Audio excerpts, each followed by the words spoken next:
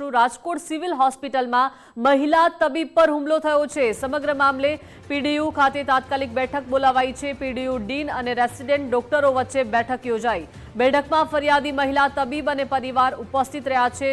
Junior doctors association પ્રતિનિધિઓ પણ આ બેઠકમાં હાજર। મીડિયા અહેવાલો સામે આવ્યા બાદ સિવિલ તંત્ર જાગ્યું છે।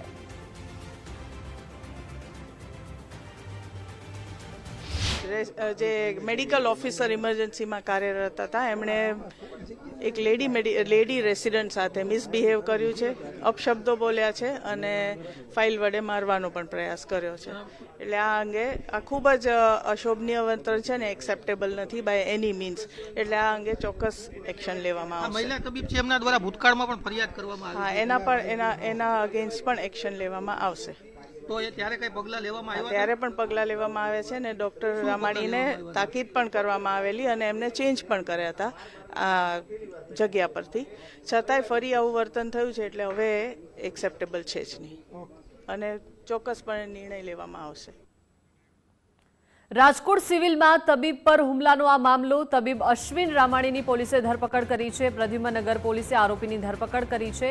તબીબે મીડિયા સમક્ષ બોલવાનું ટાળ્યું છે। તો રાજકોટ સિવિલમાં આ હુમલાની ઘટના બની છે। હવે તબીબ અશ્વિન રામાણીની પોલીસે ધરપકડ કરી લીધી છે।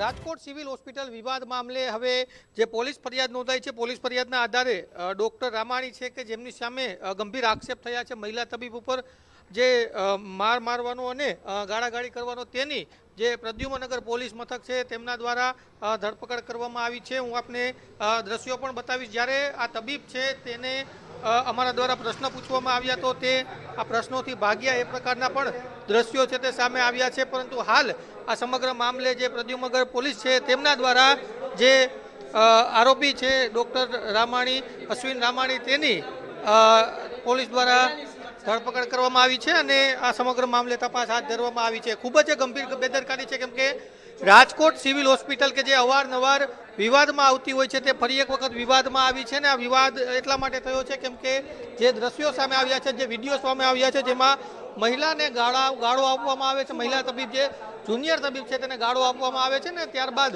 તેના ઉપર હાથ પણ ઉગાવવામાં આવે છે। આ સમગ્ર મામલે હાલ જે ડોક્ટર અશ્વિન રામાણી કે જેની સામે ગંભીર આક્ષેપ છે અને પોલીસ ફરિયાદ પણ નોંધાઈ છે ને તેની હાલ પોલીસે ધરપકડ કરી અને પૂછપરછ હાથ ધરી છે। કેમેરા પર્સન દેવજી રંગાડિયા સાથે ગૌતમ બેડા, ગુજરાત ફર્સ્ટ, રાજકોટ।